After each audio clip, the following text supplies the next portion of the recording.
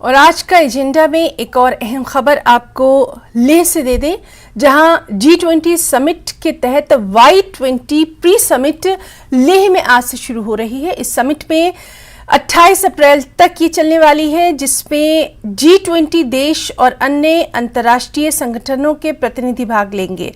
3 दिवसीय pre summit में भाग लेने के लिए 30 देशों के 100 से ज्यादा प्रतिनिधि लेह पहुंच चुके हैं। इस आयोजन के लिए यहां पर तैयारियां भी पूरी कर ली गई हैं।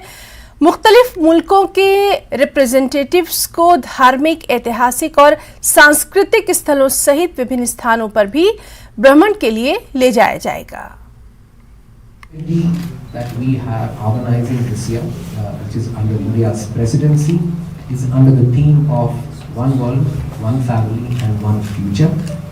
Keeping this broad theme in mind, we have kind of put forward our broad priorities for the youth. The youth of today are very concerned about their future, so there's a heavy emphasis on climate, because this is a planet that the youth are going to inherit tomorrow. So at the same time, there is also a concern on decent jobs, good jobs. There is a huge focus on how youth should champion the cause of peace all over the world. That's a very important element. There is also a heavy focus on health and well-being as well as sports. So you have these youth coming from all over the world. और हमारे साथ इस वक्त मौजूद हैं हमारे bureau chief Ladakh Morup Stanzin.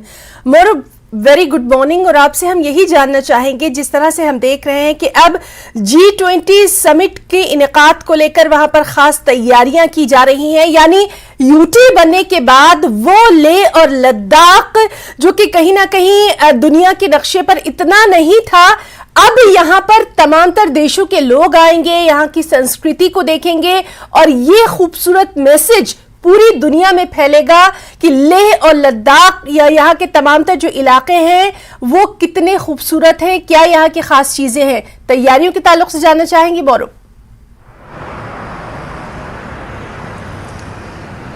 जी Hina, very good morning. तो जैसे कि आपने बताया कि कल से जो Y20 स्टार्ट हो गया, तो उससे पहले लद्दाख में काफ़ी सारे डेवलपमेंट हो गया।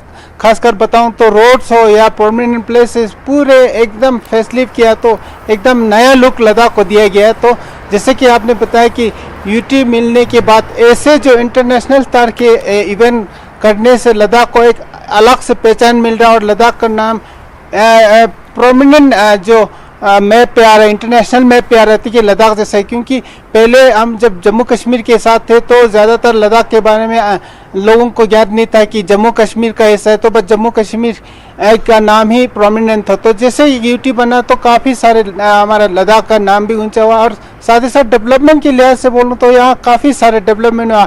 खासकर ये G20 Y20 को लेके काफ़ी दिनों से तैयारी कर रहे थे। कंप्लीट यहाँ फैसला हो गया, रोड को या किसी भी गवर्नमेंट बिल्डिंग या प्राइवेट बिल्डिंग सारे को एकदम से एक नया लुक दिया गया। जी हिना।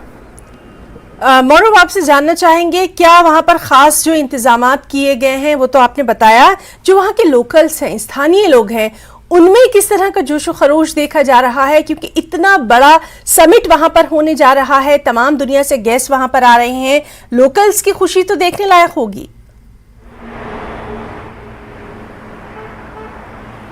हाँ बिल्कुल ही ना, जैसे कि कल हमने अपना व्यूअर्स को एयरपोर्ट से भी विजुअल पहुंचाने की कोशिश किया है कि कल जैसे करीब 30 कंट्री से और लगभग 100 से ज़्यादा डेलीगेट्स लेह में पहुंचा, तो उस समय जो स्वागत थे वहाँ लद्दाखी लोग ट्रेडिशनल ड्रेस में उनके स्वागत के लिए स्थित थे, तो काफ़ी सारे उत्साह देखने को मिला है। खासकर बच्चों में भी काफ़ी उत्साह देखने, तो डेलीगेट भी काफ़ी खुश हुआ, तो उनके साथ इंटरेक्शन किया काफ़ी देर तक। हालांकि एयरपोर्ट पे उतना लंबा उनका रहने का प्रोग्राम नहीं था, लेकिन उनको ये जो कल्चर प्रोग्राम और लद्दाख की संस्कृति बहुत ही अच्छा लगा, तो लोकल लोग भी काफ़ी इंजॉय किया वहाँ पर जो उनके स्वागत के लिए उपस्थित थे। तो इस बेहद अहम खबर पर लगातार जो तस्वीरें हैं, लगातार जो अपडेट है, वो हम अपने दर्शकों तक पहुंचाते रहेंगे।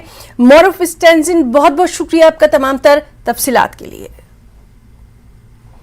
और आज का एजेंडा में एक और अहम खबर से आपको रूबरू